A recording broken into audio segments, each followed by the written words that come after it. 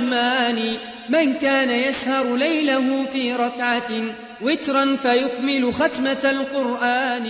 عثمان بن عفان ni yule ambaye kaisoma Qur'ani yote usiku mmoja kwa rakaa moja. Uthman bin Affan radhiyallahu anhu kaimaliza Qur'ani yote kuisoma katika swala kwa usiku mmoja na kwa rakaa moja. Athari nasimulia walam yusalli ghayraha, na hakuswali Uthman bin Affan kinyume na hiyo rakaa moja. Ndani ya usiku mmoja kamaliza Qur'ani yote katika rakaa moja Uthman bin Affan.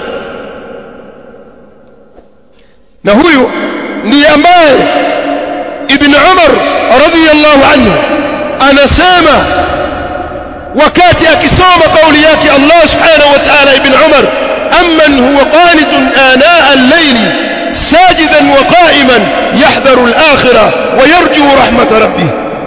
Hivyo ni nani yule ambaye asimama katika nyakati za usiku akawa asujudu, amesimama anamuogopa Mola wake hali ya kuwa anatarajia rahma kutoka kwa Mola wake? Ibn Umar anasema fa huwa Uthman bin Affan.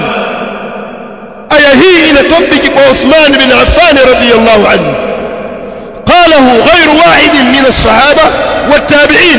Maneno haya yamesemwa si na mmoja, si mtu mmoja katika masahaba na katika matabi.